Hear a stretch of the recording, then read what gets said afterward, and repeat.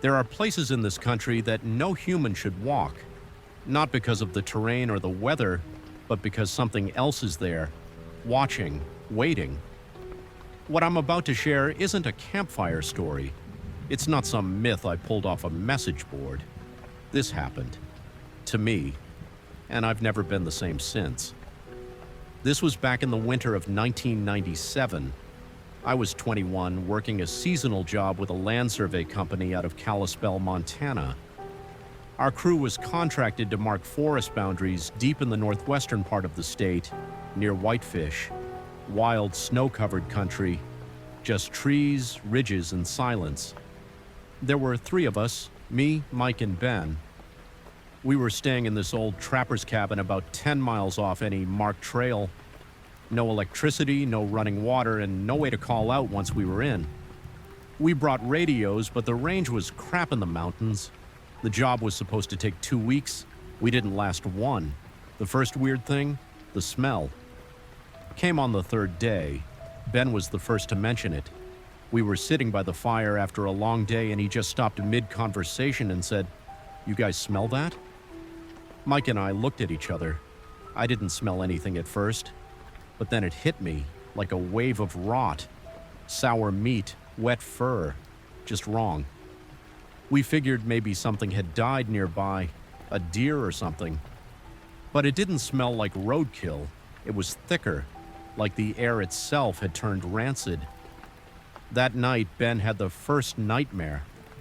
I woke up to him yelling in his sleep. He was thrashing, knocking over his cot.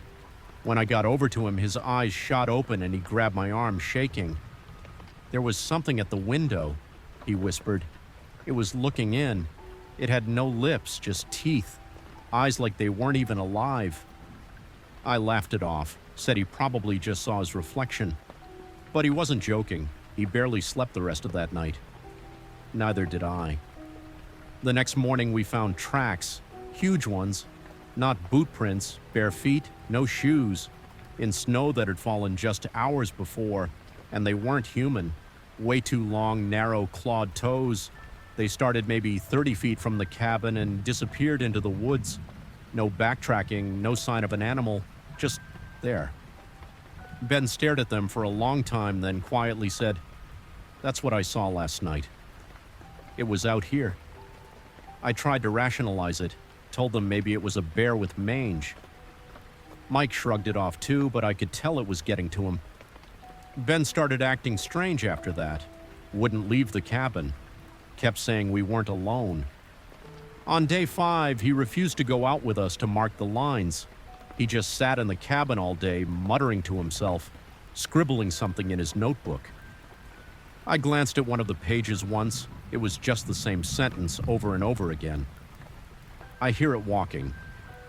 That night it got worse. I woke up around 2 a.m. I wasn't sure what stirred me at first. Then I heard it.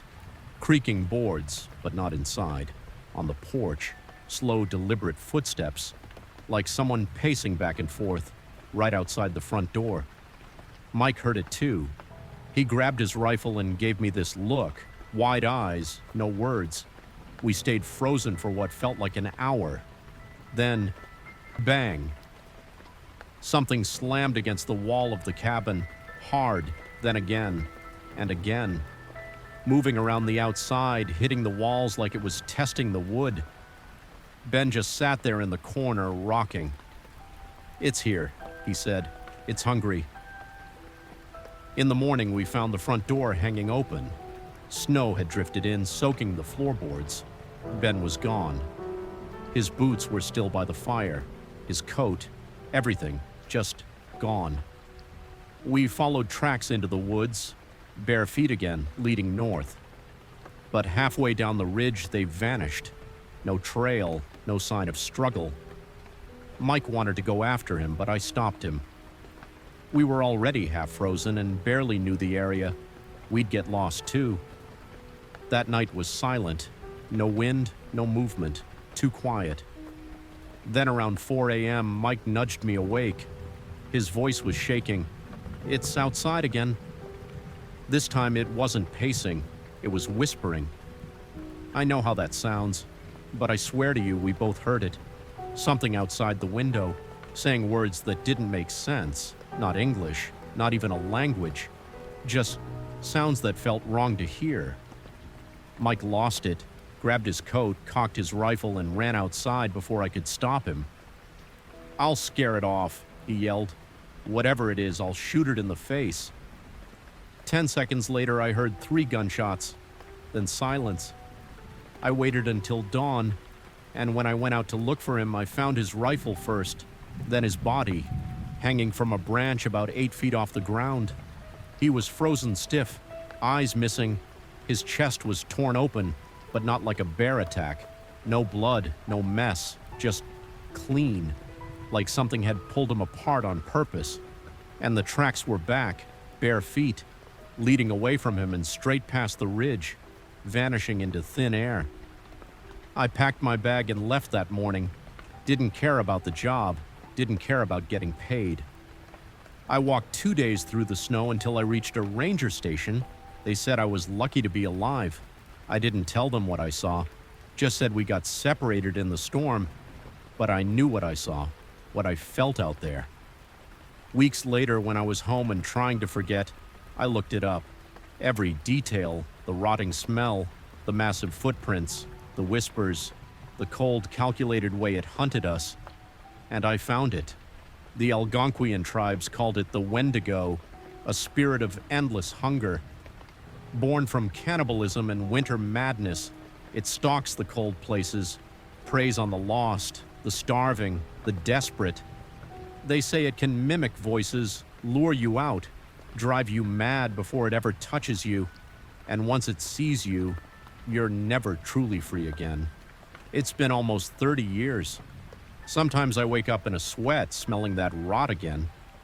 Sometimes I hear footsteps outside my window, and I live in Arizona now. No snow for miles. So how do I explain that? I don't. But I'll tell you this. If you ever go deep into the woods in winter, and you start to smell something rotting, and hear whispers that don't belong, don't look for where they're coming from. Don't answer. And for the love of God, don't go outside.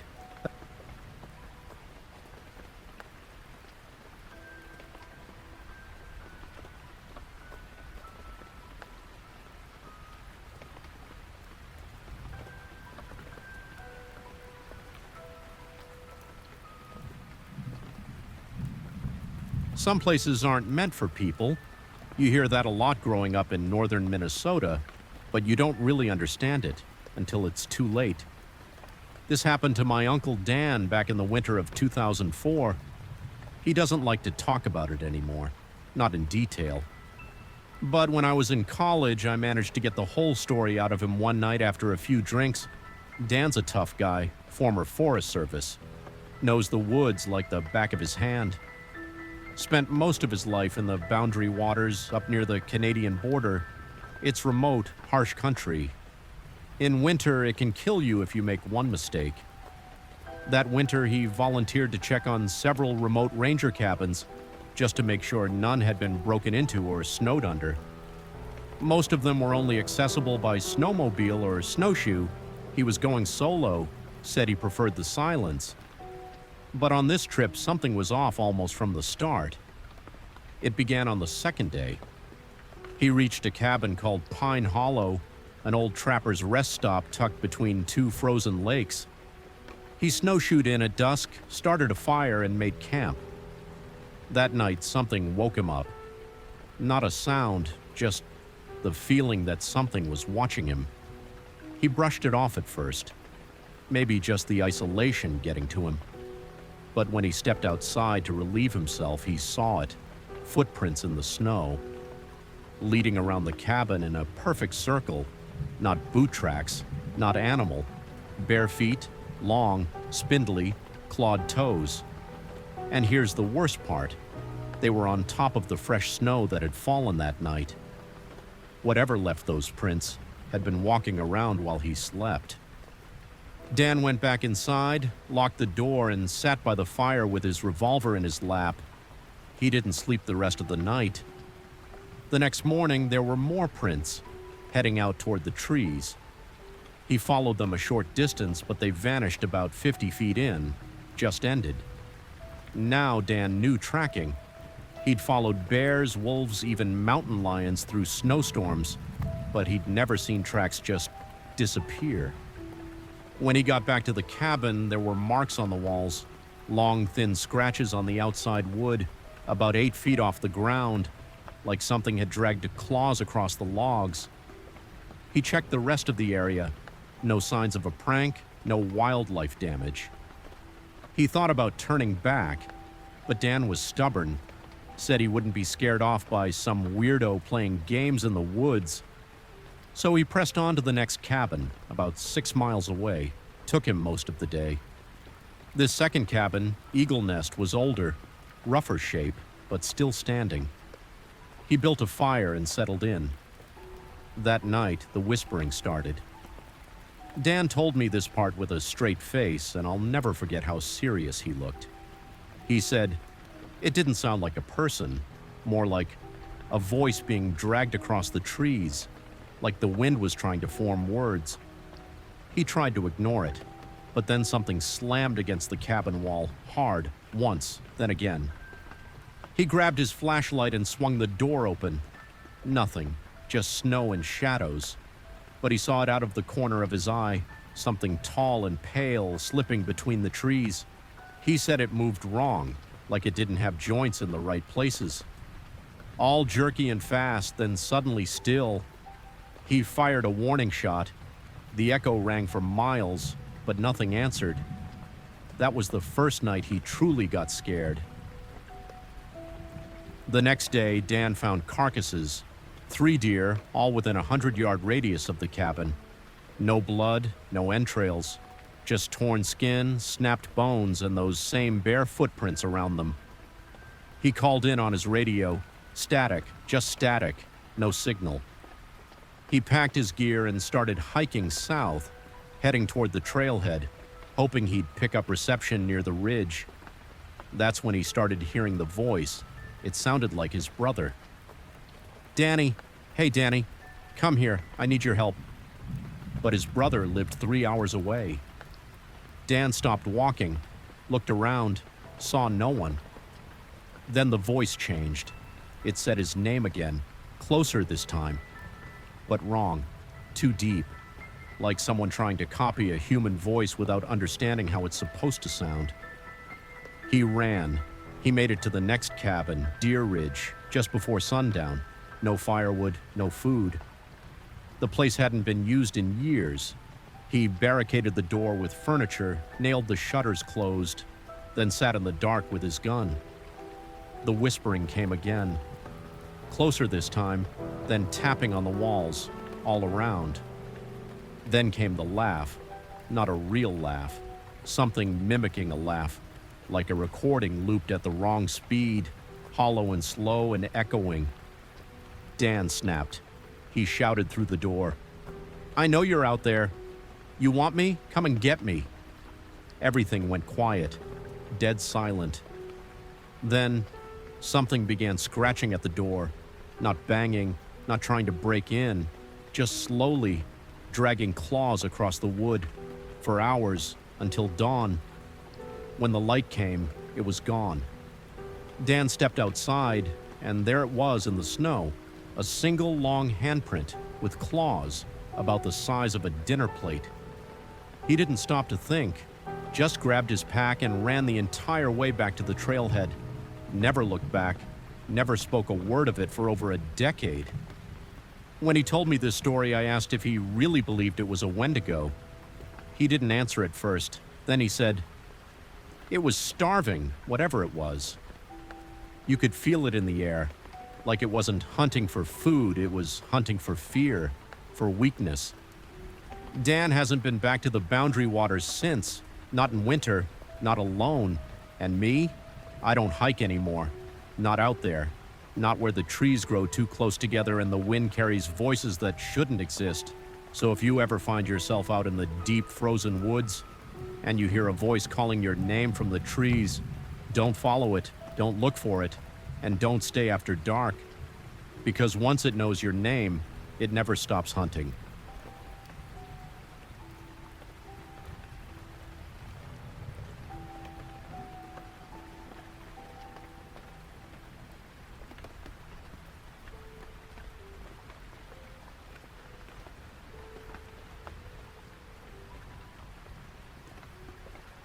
I never used to believe in monsters. Grew up thinking they were just something parents used to scare kids into staying close to campfires. But now I know better. This story didn't happen to me, but to my sister's ex, Evan. He was a search and rescue volunteer in western Montana in the late 2000s. Tough guy. Knew the backcountry like it was his own backyard, and what he saw in the Bitterroot Mountains still haunts him. He's never been back out there. Won't even talk about the place unless he's had a few drinks, and even then he keeps glancing over his shoulder like he expects something to come crawling out of the dark. This was early January 2009. Evan and a partner, Michelle, were sent out to locate a missing hiker named Jeremy. Mid-30s, outdoorsy, experienced, but he'd gone into the Bitterroot solo for a winter hike and missed 2 check-ins with his emergency beacon.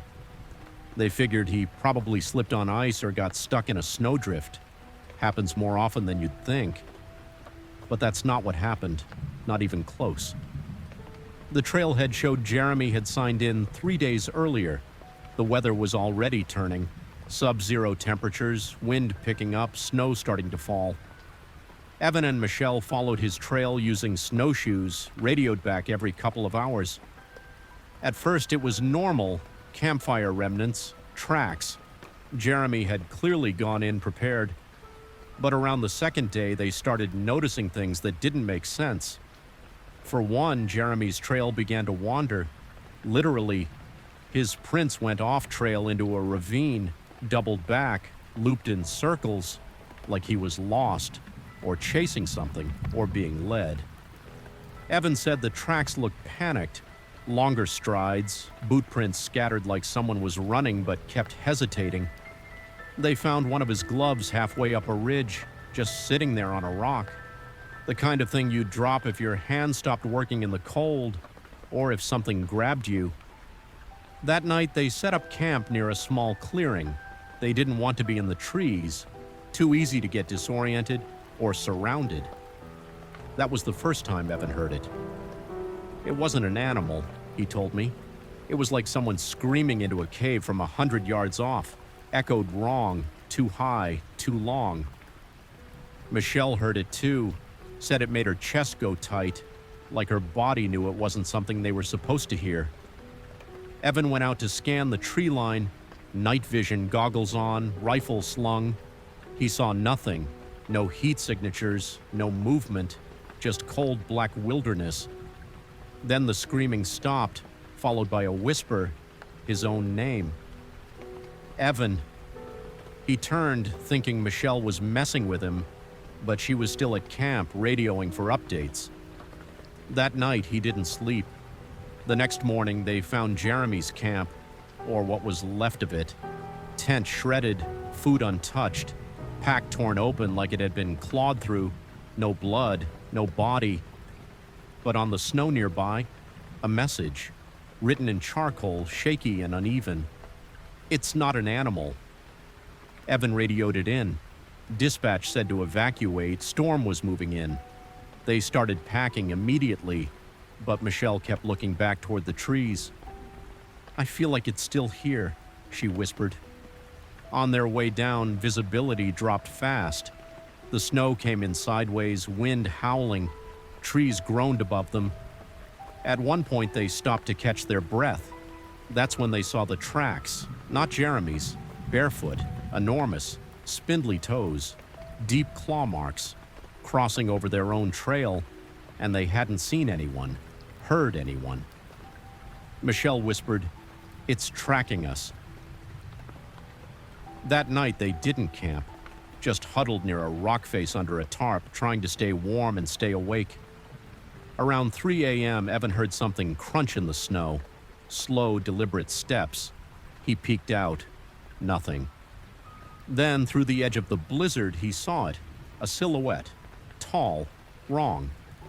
It didn't walk like a man. It jerked forward in bursts, almost like it was glitching. Arms too long, head cocked at an angle like it didn't understand how necks work. He said, it wasn't hiding, it wanted us to see it. Michelle saw it too. She started crying quietly.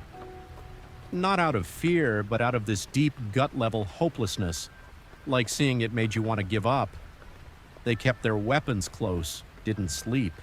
The figure never got closer, but it didn't leave either. At dawn, they ran, didn't pack up, didn't eat. Evan said the thing followed them. Not close, just far enough to stay out of view, but close enough that they felt it. The wind carried footsteps they couldn't trace, echoes of laughter that never fully formed, and once, just once, Evan swears he heard Jeremy's voice say, "Please, help me," Michelle screamed, but they didn't stop. They reached the ranger station by dusk, frozen, starved, shaking. The rescue chopper never went back up. Too dangerous. Jeremy was declared dead 2 months later, but they never found a body. Years later, Evan tried to go back, just for closure. But once he crossed into the woods, he turned around, couldn't explain why. Said it felt like the trees were closing in around him, watching, and that same smell hit him again, the one from that night. Rotting meat, snow, wet leather, hunger, pure hunger. I asked Evan once what he thought it was. He just looked at me and said, "It's not a creature, it's a hunger, a cold, endless hunger. You don't survive it, you just don't get chosen." So if you're ever out in the northern wilderness, and the trees grow too still, and the wind starts calling your name in a voice you almost recognize, don't answer, don't look, don't run, because it's already too late.